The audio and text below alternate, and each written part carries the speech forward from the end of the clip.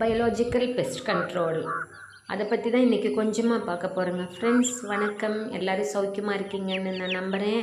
இப்போ நம்ம விவசாயம் பண்ணுறதுல பெஸ்ட் கண்ட்ரோல், அதாவது பூச்சிகளை எப்படி கண்ட்ரோல் பண்ணுறது அப்படிங்கிறதுல பல விதங்கள் இருக்குது இல்லைங்களா. அதில் ஒன்று பயாலஜிக்கல் பெஸ்ட் கண்ட்ரோல்னு சொல்லுவோம். இப்போ நம்ம அது எந்த மாதிரி ப்ராக்டிஸ் பண்ணிகிட்ருக்கோம் அப்படிங்கிறத உங்களுக்கு ஒரு சின்னதாக ஒரு குட்டியாக நான் ஒரு வீடியோ போட்டிருக்கேன். அதாவது பயாலஜிக்கல் பெஸ்ட் கண்ட்ரோலில் நிறையா வகைகள் இருக்குது. நாம் இதில் பார்த்திங்க அப்படின்னு சொன்னால் பறவைகளை வச்சுட்டே நம்ம ஓரளவுக்கு மேனேஜ் பண்ணிகிட்ருக்கோம்.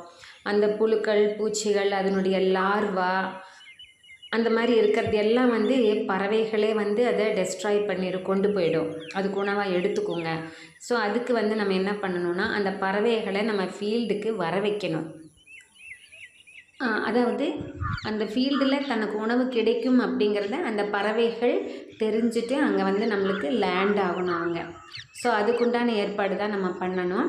இப்போ பொதுவாகவே நம்ம ஏர் உழுகும்போது பார்த்திங்கன்னா, நம்ம மாடு வச்சு உழுதாலும் சரி, டிராக்டர் போனாலும் கொக்குகள் பின்னாலேயே வந்துட்டுருக்கு இல்லைங்களா. அது எதுக்குன்னா மண்ணிலேருந்து வரக்கூடிய அந்த புழு பூச்சிகளை சாப்பிட்ருக்காங்க தான்.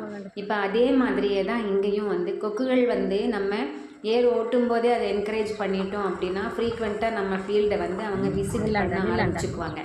அப்போ என்ன ஆகும்னா, நம்ம செடிகள் போட்டதுக்கப்புறமா, அந்த செடிகள் வந்ததுக்கப்புறமா அதில் வரக்கூடிய புழுக்கள், பூச்சிகள், இந்த பூச்சிகள்லாம் முட்டை வச்சுட்டு போயிருக்கும், அதனுடைய லார்வாக்கள் உருவாயிருக்கும், அது எல்லாத்தையுமே அவங்க சாப்பிட்ருவாங்க. அந்த இலைகள் இருக்கக்கூடிய புழு பூச்சிகள் முதல் கொண்டு அந்த வேருக்கு பக்கத்தில் இருக்கும் பார்த்திங்களா, அது வரைக்குமே அவங்க சாப்பிட்ருவாங்க.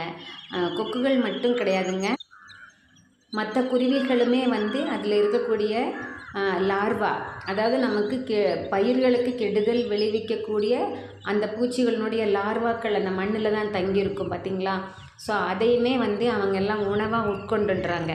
அதனால் என்ன ஆகுதுன்னா, நம்ம கெமிக்கல் யூஸ் பண்ணாமல் நம்ம ஃபார்ம் நல்லா ஆரோக்கியமாக இருக்கும். நம்ம கெமிக்கல் இல்லாத ஒரு இயற்கையான விவசாயத்துக்கு இந்த மாதிரி பறவைகளை நம்ம என்கரேஜ் பண்ணிக்கணுங்க.